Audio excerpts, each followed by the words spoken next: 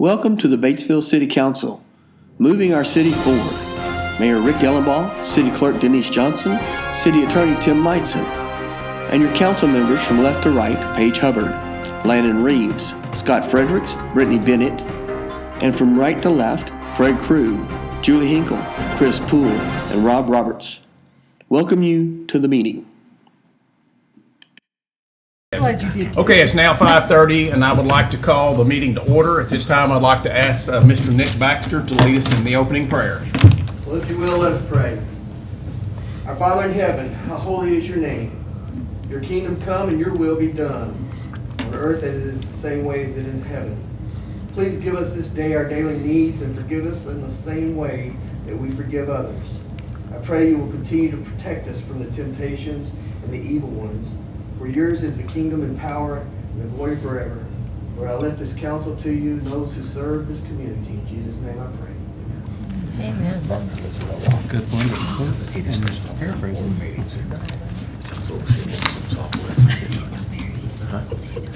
Okay, Ms. Johnston, would you please verify the roll? Yes, sir. Council members Bennett and Fredericks are absent. Okay. Is there a motion to approve the minutes from the previous meeting? So moved. Second. Motion is second. All in favor signify by saying aye. Aye. Okay, is there a motion to approve the prepared agenda? So moved. Second. Motion is second. All in favor signify by saying aye. Aye. Okay, next on the agenda is citizens' comments, and citizens' comments should be no longer than 3 minutes in length and must pertain to city business. If there's anyone who would like to address the council, you can please come forward, unless it's here to talk about the Whippoorwill intersection there, and we will ask you to come during possibly that time after the discussion. Okay, let's go ahead and move into unfinished business. New business. We don't have any unfinished. And first on the agenda is discussion on the intersection of Quail Valley Drive and Whippoorwill Lane. And Mr. David Johnson, all right, I'll try to give y'all a quick rundown of what's going on.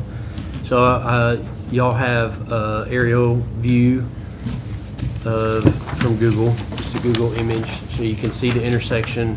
And then I also provided you with the survey that Ms. Twyford provided us when she notified us that,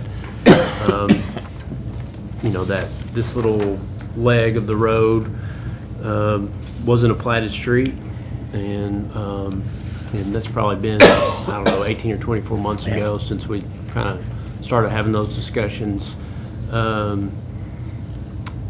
Our crews have been out there. We've done some work on the intersection of Quail Valley Drive and Whippoorwill, improved the drainage a little, widened the road, that piece of the intersection a little bit.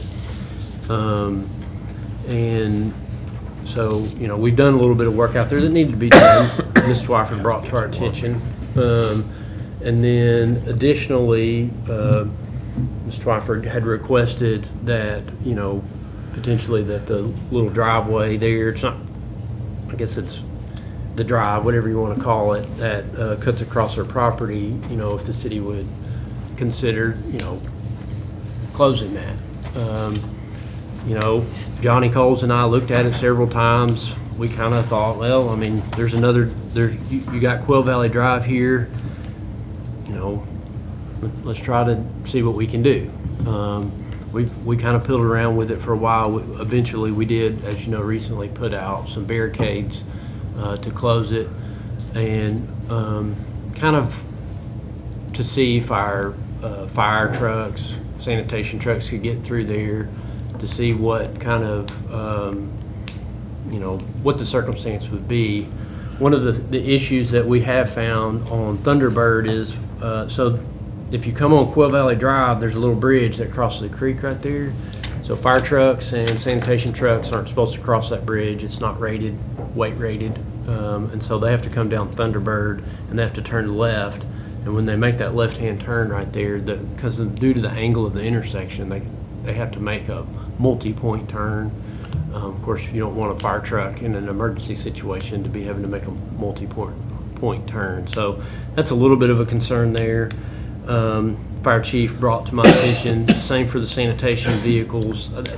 they have a better turning radius than the fire trucks do, so I think it's less difficult for them, but it's still difficult. And then I've also heard from multiple residents and citizens that live in that area who have had a little bit of difficulty with a trailer turning left there off of Thunderbird on the Quail Valley Drive. So, you know, when the kind of the pushback happened, it got brought to my attention the potential of a prescriptive easement. And so at that point, we were advised to pull our barricades out and that we needed to bring it before the council to kind of discuss and see what direction the council wanted to go. That's kind of where we are. You know, I'm sure Ms. Twyford would like an opportunity to say whatever she would like to say, but that's kind of just the nuts and bolts of it. On this aerial view, the bridge you described, where's that at on there? It's about where the G is on Google Okay, Earth, on the gotcha. left edge there. Damon, did you say we have done some improvements or enlarging? So we improved the drainage and the intersection at Whippoorwill and Quail Valley Drive, which is on the original Yeah. platted streets. But have we done anything to the road itself? To The we road. ha- The road in question. the little piece of drive in question. So recent, as of recently, we haven't done anything. I mean, it's clearly paved. When I asked Johnny Coles if he recalled it being paved, it's always been paved as far as my recollection goes. And he stated to me that it was paved in 1980 when he came to work for the city. So I think it's been overlaid a time or two through the years. So the city's maintained it. So the city has maintained it. We've mowed Okay. it and done work to it over the year. I mean, Yeah. not a lot, maintenance but work, yes. Yeah. Yes, city has, it would be qualified as a city maintained, has been. Okay. Y'all have any more questions for me? Any other questions? Okay, thank you, Damon. Yeah. Appreciate it. All right, I know we do have the owner of the home there on the corner. If you would like to come up and speak, and then I know we have some residents as well, but you're welcome to come up and speak to us. Just grab the seat there. Glad you're here, and just give us your name and your address. Of course, we know where it's at because we have it here on Google Maps, but if you could just give us your name and Thank you. Well, I actually have some prints here. okay, yes, if you'd like to hand those out, those would be fine. They're just kind of notes for me. I don't have some for everybody, but. You can Oh, share. that's okay. We can just, Well, no.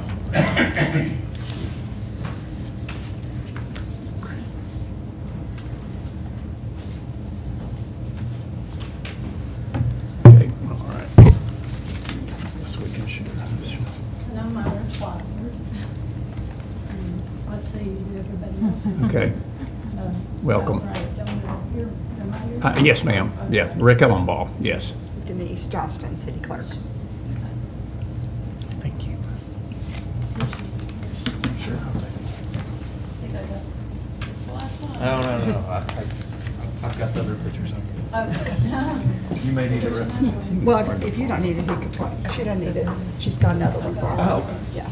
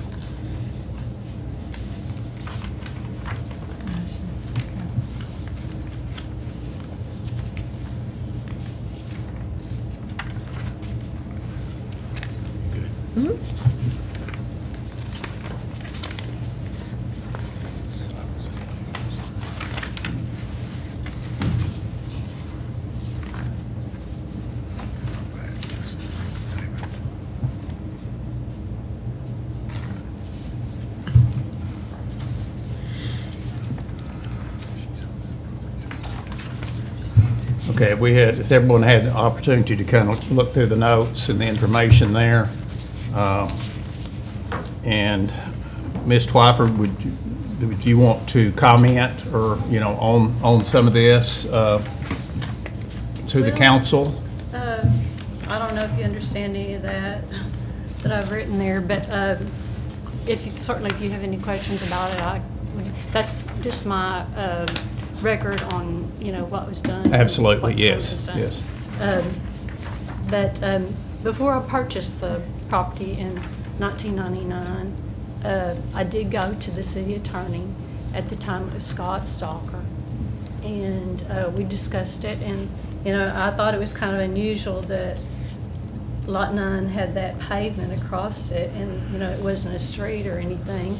So I brought that to Scott's attention. And he said that, it was if I bought it, it would be my property.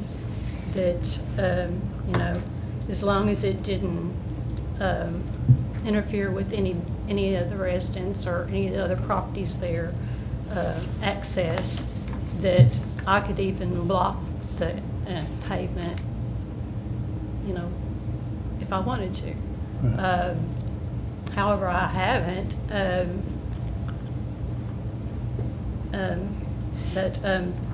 But anyway, I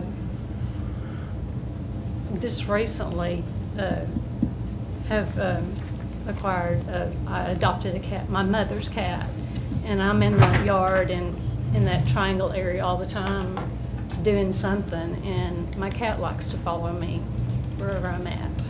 I try to keep an eye on her, but she's getting older and she can't see very well or hear very well anymore, and a couple of times crossing that pavement to get to me has almost gotten killed. And, it's important to me. Also, if I ever have the chance to resell the property, I know that, anybody interested in buying would be concerned or just, may want to know about that strip that's been paved. I have contacted the people that actually developed the property.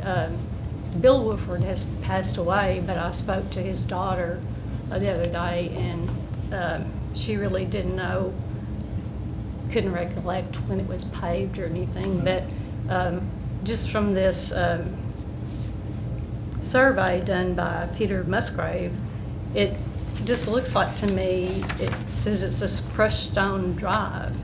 And when the Wolfords lived there, all of that property was theirs before they subdivided. And actually the Lot 9 was the last one to be sold, and that's where I live right now. Okay. So that's really all I know about that. I could find out about that. Okay. But it just appeared to be, or seemed to be, what the Wolfords, used as a drive because they owned the property and they crossed it there. Okay. All right. Okay. And, well, I've already mentioned that, if I get the chance to sell, I would just like to get, all the, questions and debates and whether to remove it or leave it. I'd like to get that all straightened out. All right. Okay. Does any of the council have any questions for Ms. Twyford? I do. If I'm understanding right, you've been there 9 years, right? 1999. Nine, It's I'm sorry. I heard 9. Going on 25 years, I guess. No, And 24. if I 24 understand years. right, the reason you're bringing this up now is concerns of the cat, is that right? Well, it's one of my concerns, but like I said, probably the most important one is just to get it straightened out, whether it was done as an error or, if it's supposed to be there, if it's not. I'd just like to know in case I do, ever resell the property, then I would be able to answer the questions, or hopefully, it'd be taken care of by then. Okay. Okay. All right. Any other questions from the council? I just just have a question. Do you view this as a safety concern when it comes to emergency vehicles? Do I? Do you view this as a safety concern if emergency vehicles have to service the residents that are there? Well, I don't know, all the details about, the regulations for safety vehicles, but I do know that the property,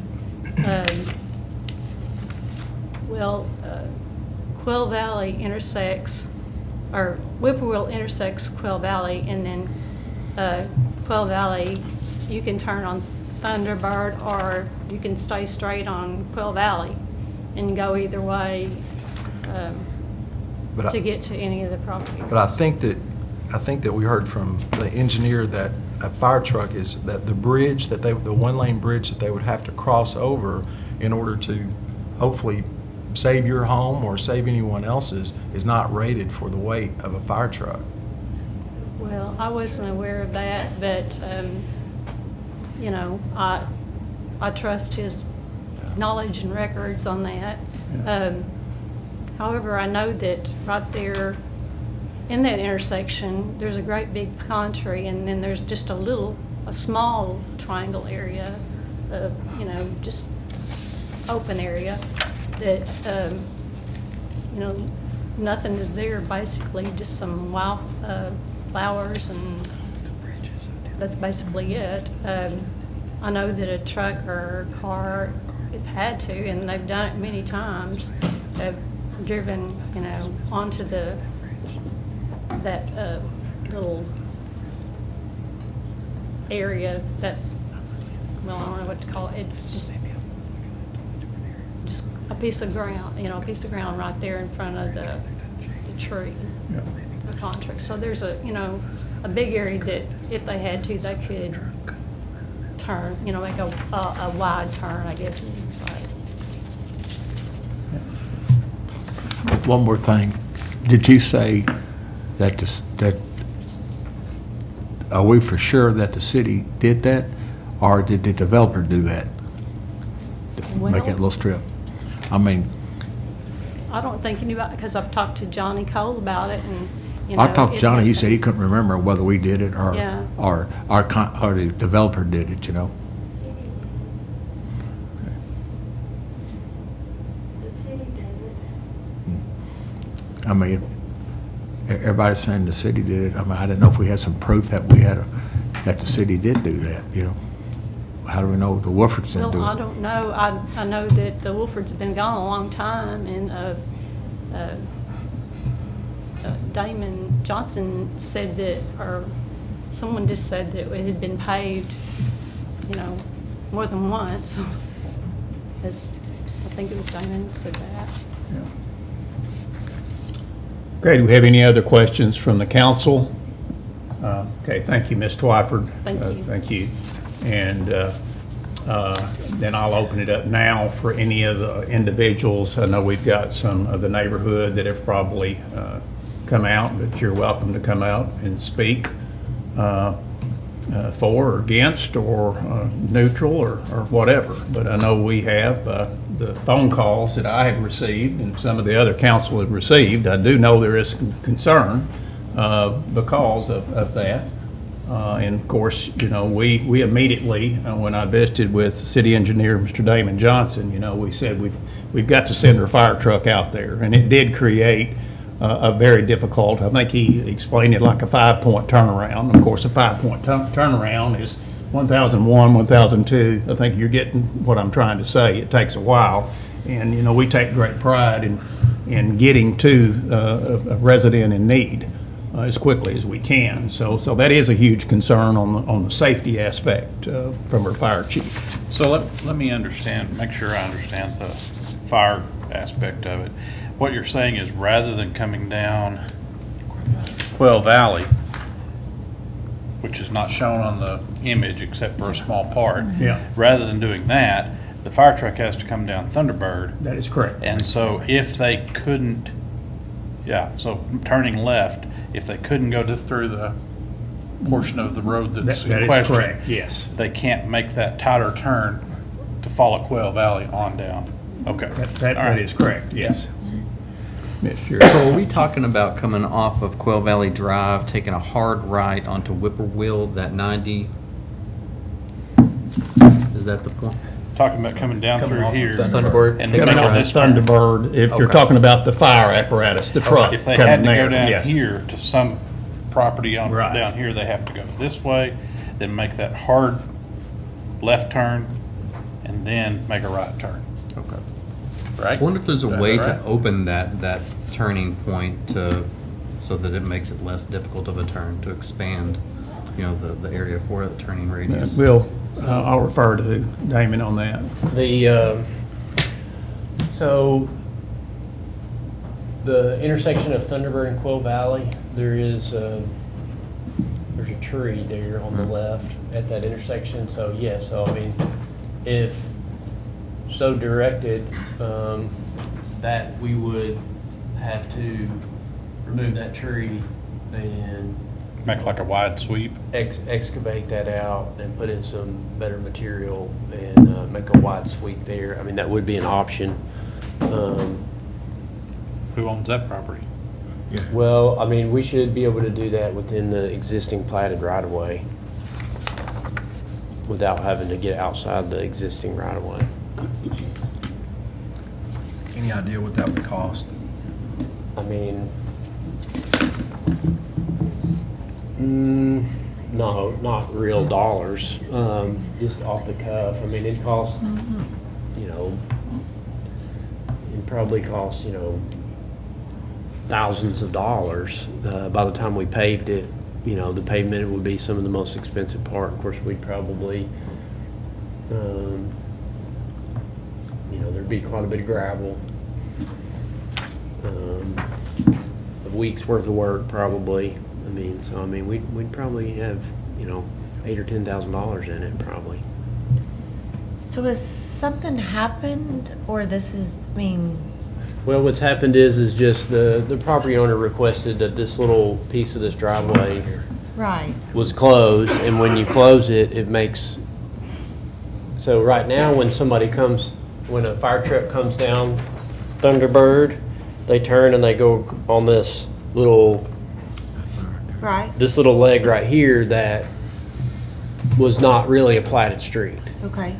And so if we close this and make them go here and then here, then this intersection right here is gonna have to be improved first. Is there any concern with the other intersection that becomes more So acute, that if you will? intersection already has been improved, and I don't think that they will have an issue there.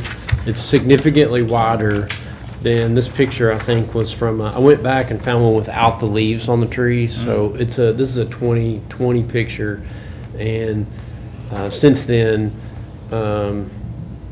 that intersection at Quail Valley and Whippoorwill has already been kind of widened and improved a little bit when we did the drainage work that we did there. We just, while we were there, improved it.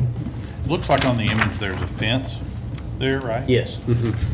Does the property line essentially follow that fence? In other words, that's all right away? Probably pretty close, yeah. I think it'd be fairly tight. I'm on, from my perspective, just looking at it, it looked like that we may even have to go into that property, that owner's And property we might. right there. We'd have to go lay it out and really see. I Yeah. mean, without. And like I said, which I'm we just haven't done. speaking from just a visual more than anything else. I don't know, but I mean, that, even the fence could be over our easement. Yeah, But like I said, as it far was- back as it is on the picture, the fence is probably off our right of way, so, but. Yeah. Like you said, to make that sweep big enough, we'd have to go lay it out.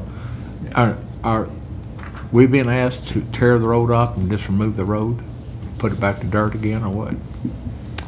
Yeah, I think that was my understanding, yes. That- Isn't that right? Ms. You want us to tear that road up?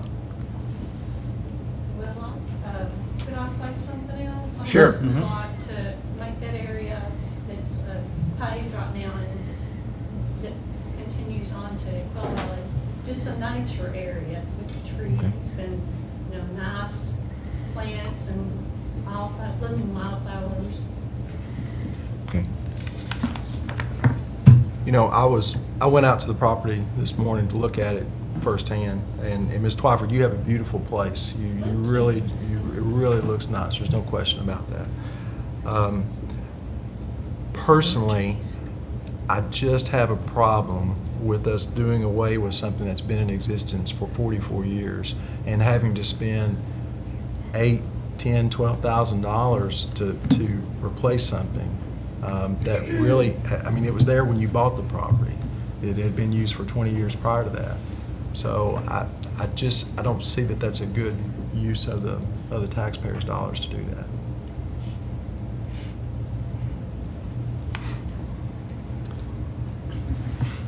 Would you, Mr. Meinson, would you like to explain what a prescriptive easement? Sure. So basically, it's been there over 7 years. The city's been using it, maintaining it for over 7 years. At that point, we've got an easement by prescription or adverse possession. Also, every landowner back behind there that's been using it probably has as well. If we did try to shut it down, they could potentially they wouldn't take us to court, but they could take her to court to keep it open. So, I don't know if that clarifies it at all. So you're saying, to clarify, that a prescriptive easement exists today Right. based on the current It use of the exists for property? city, and everybody's used it for the last 40 years. Any landowner back there in Yeah. particular. Right. Yeah. You said 7 years. Right, so when, if you bought a piece of property back there and you relied on that thing for all these years, you bought it with anticipation that you're gonna be using that, so I think they would have a claim.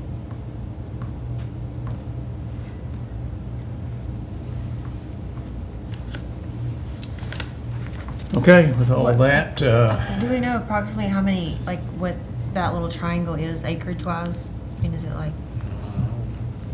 I do not know, but I could measure it.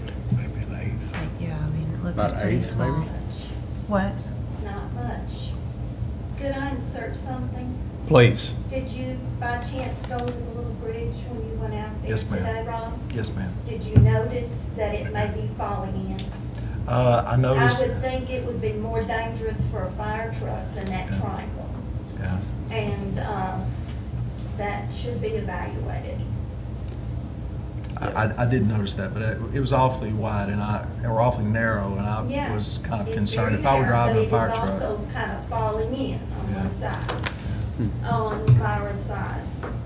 But I thought the improvement to the corner of Quail Valley Drive and Thunderbird was to make it more turnable. And I don't know whether you discussed that here in the council meeting before that happened or not. But was that not the purpose of that? Yeah, when we did the drainage work out there, we widened that because that was a difficult turn to make, Quail Valley on Whippoorwill. So yes, ma'am, I mean, we recognized that intersection was narrow and at kind of a tough angle. I do have a 42-year-old daughter who was 3 when we moved there. And she said, Mom, that hadn't always been paved. And I know it hasn't been paved for 45 years.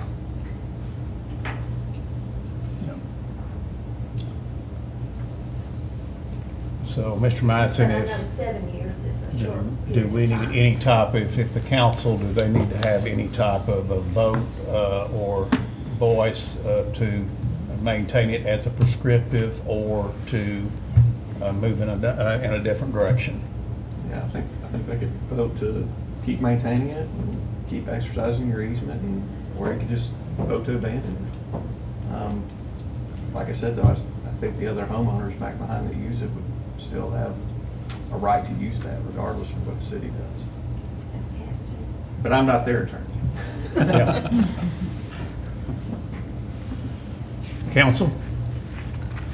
My thought would be to recognize that there's likely a prescriptive easement by multiple parties, that we don't abandon it, that we continue maintaining it, at which point then it will be incumbent upon the resident to try to terminate that prescriptive easement against any claimants that might have it, being other residential landowners. So that's really, as Tim was alluding to, a legal issue between the other landowners who would claim that prescriptive easement and her property. So that's really not, So you're making a motion that we recognize or acknowledge that I was just prescriptive explaining easement? my viewpoint. Is a motion to acknowledge that prescriptive easement appropriate here? Sure. So moved. Second.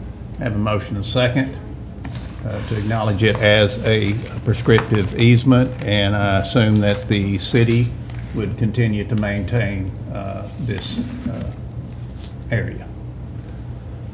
Okay, any further questions? Okay, so at this time, do we want to do this I by would do voice or voice? electronic vote. Okay, let's do an electronic vote. So we have a motion and a second. No further discussion. And Motion carries. Hey, I have a question. yes, So with the prescriptive easement, should we ensure that, and I don't know how to do this, I'm kind of asking you, I guess, Tim. So Ms. Twyford's property description that's on file at the county includes this little bit of road that we've determined there's a prescriptive easement for. Is there a way that we could, I mean, should she or should the city way to be sure clear that's it up removed without from it. her tax record? So, I mean, it probably won't change the how much she's Well, taxed she wanted to sign much. some kind of a agreement to that extent, yes. Otherwise, you're gonna have to go to court and have a clear title action. Okay. So we don't. But if she I wants was- to agree to that. I didn't know to if deed it that to the would city help. or whatever, or if y'all could come up with some kind of agreement, and then it comes off a record, I think y'all could do that and change the plat. I mean, is compensation part of that? You don't have to, Is compensation part of that? I don't know. That's not. I mean. whatever y'all agree to. Certainly could be. It could be, yeah. That's why I was asking, Maybe like, a- how much property is there? Well, I mean, it's a small little bit, but I mean, again, it may not move the needle much for the bill, Taxes. the tax bill in October, but I just thought, if it's Yeah. that the city's, seems like that'd be the appropriate. public's maintaining it, she shouldn't be paying property tax on it. Yeah.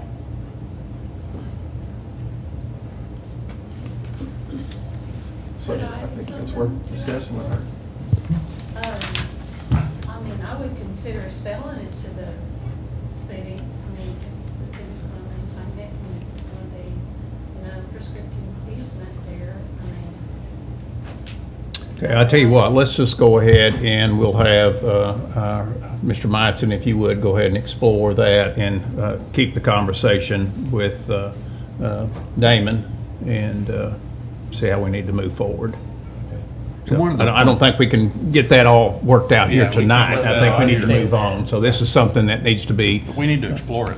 yeah, I think we at least need to explore it. Okay. Yeah.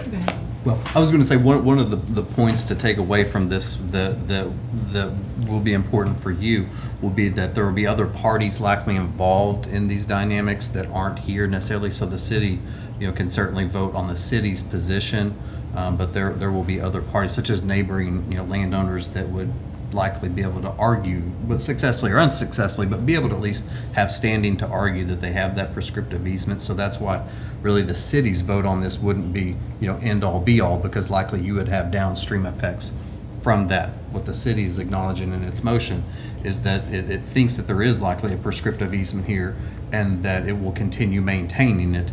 Of course, that doesn't preclude you from going through other legal avenues against, other landowners that may claim that same prescriptive easement. So that's, And, I mean, and I guess if, would she seek legal, if you wanted to Right, get it that's right. removed against the city and other property owners to say, that's right. She hey, would still have the legal ability to try to get that prescriptive easement removed I see. through a court. So Okay. you're not cut off there. It's Right. just that the city's making its position known through its motion and vote. I got you. Okay, all right. Just Thank- one point, I don't want to make it a hardship on anybody, I just want to get it straightened out, so that if I do sell the property, then, it'll be completely clear, either, the owner's property or someone else's property. That's fair. Yes, ma'am. I think that's very fair, yes. Okay. All right, well, thank you. Let's go ahead and move on. Thank you, Ms. Twyford, and thanks to the neighborhood for coming out. Appreciate you guys. Okay, next on the agenda is to consider a resolution authorizing the mayor to apply for Great Strides Trails for Life Grant funds with Arkansas Department of Parks and Heritage and Tourism. Would someone like to introduce the resolution? Is there a motion to read the resolution by title only? So moved. Second. We have a motion and a second. Okay, council, please cast your votes. Motion carries. Okay, Mr. Meissen? Yes, sir. A resolution authorizing Mayor Ellenbaugh to apply for Great Strides Trails for Life grant funds through the Arkansas Department of Parks and Heritage and Tourism. Okay, is there any discussion? Not, is there a motion to adopt the resolution? So moved. Second. Motion is second. Please cast your votes. Motion carries. Okay. All right, next on the agenda is an executive session. Is there a motion to go into executive session? So moved. Second. Have a motion and a second. All in favor signify by saying aye. Aye. Opposed, like sign.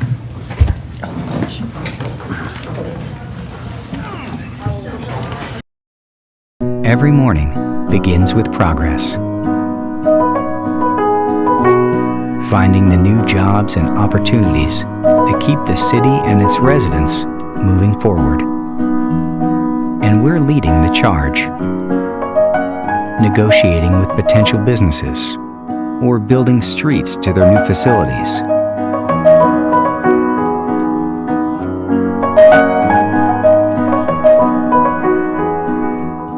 A better life starts in the city limits.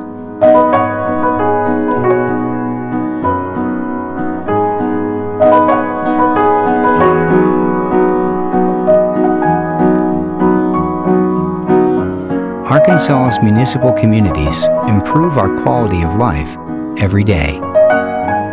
This moment brought to you by your hometown. Great cities make a great state.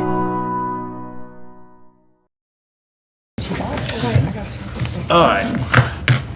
Okay, we have everybody in place here now. I apologize for having such a longer executive committee meeting than we normally do. We did have some board appointments and also visiting about some personnel, and there was no decision at this time on the personnel, but we do have some recommendations for some appointments. So let's see who had the, Mr. Poole, what do you have there? I have an appointment for City Tree Board. I move that we reappoint Greg Byler to another term. It's a 5-year term, I believe. His current term looks like it ends on the 8th of September. So reappointment for Mr. Byler. Okay. Second. Have a motion and a second to reappoint Mr. Greg Byler. If not any discussion, all in favor signify by saying aye. Aye. Opposed, like sign. And by the way, we do have another tree board opening, so if anybody is interested in the tree board, or if anyone knows, just please let me know. And now we also have another appointment for the Planning and Zoning Commission. This is taking Mr. Steve Lewis's place. And Mr. Roberts? Yes, I'd like to make a motion to nominate Clark Baker to a 5-year appointment to the Planning Commission. Second.